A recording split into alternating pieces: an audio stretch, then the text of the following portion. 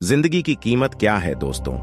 आज की इस Gautam Buddha motivational story in Hindi के जरिए हम आपको बताएंगे कि बुद्ध के नजरिए से हमारी जिंदगी की कीमत क्या है।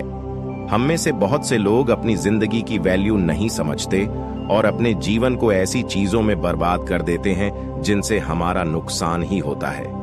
कुछ लोग अपनी जिंदगी शराब के पीछे बर्बाद कर देते हैं तो कुछ लड़कियों के चक्कर में और कुछ अपनी सारी जिंदगी पैसा पैसा करके बर्बाद कर देते हैं।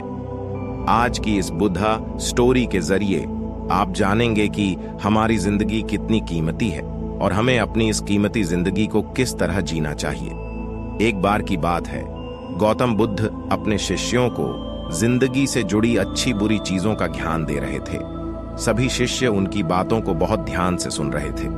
उन सभी में एक शिष्य ऐसा था जिसे प्रश्न पूछने की बहुत आदत थी।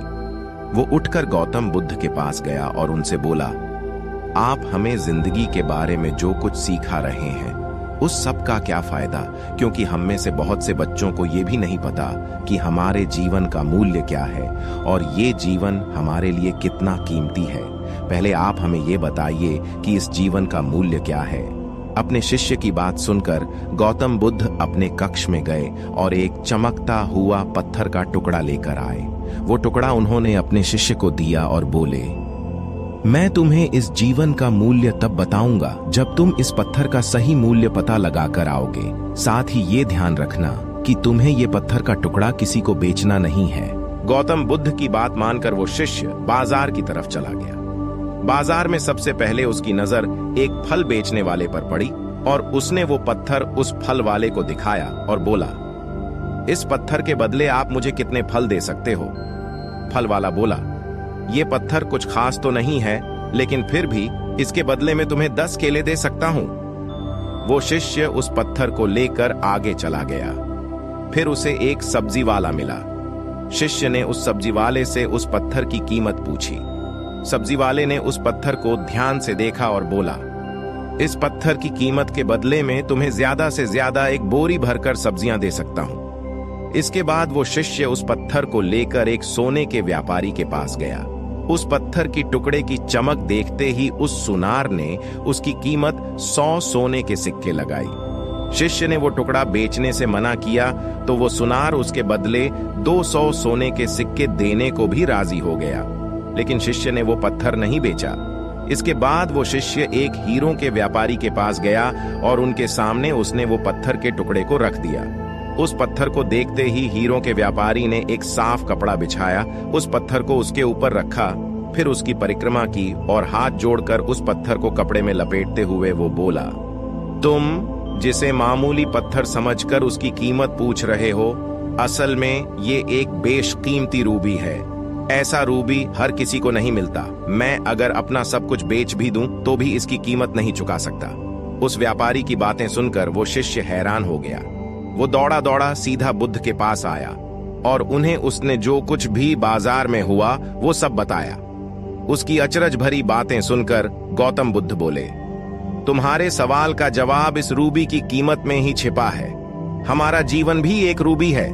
रूबी की तरह ये भी बेशकीमती है, लेकिन हम इस बात को हमेशा नजरअंदाज करते हैं और अपने जीवन का मूल्य नहीं समझते।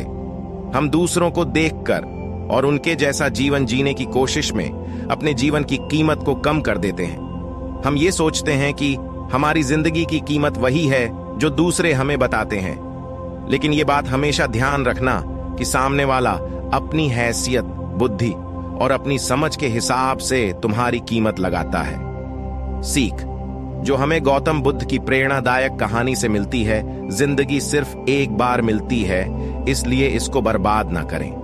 अपनी जिंदगी को उतना ही कीमती समझें जितना कीमती आप अपने बैंक में रखें रुपयों को समझते हैं। आज के समय में लोग अपनी जिंदगी से ज्यादा कीमती प्यार, पैसों और दिखावे से भरी चीजों को समझते हैं। प्यार के चक्कर में लोग सुसाइड कर लेते हैं, पैसों के चक्कर में ऐसा काम करने लग जाते हैं जिससे उनकी जिंदगी बर्बाद हो जाती है, नाम कमाने के चक्कर में उल्टे सीधे काम करने लग जाते हैं।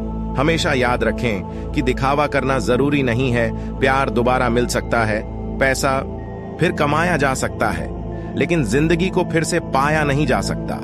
इसलिए अपनी इस बेशकीमती जिंदगी को अच्छे से जी। हर पल का आनंद लें। कभी ये ना सोचें कि आप इस दुनिया में किसी काम के नहीं हैं, ना कभी ये सोचें कि आपकी जिंदगी व्यर्थ है।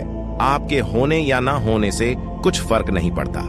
जब भी ऐसे नेगेटिव विचार आपके मन में आए तो खुद को बस ये याद दिलाएं कि जीवन एक रूबी है और ये बेशकीमती है।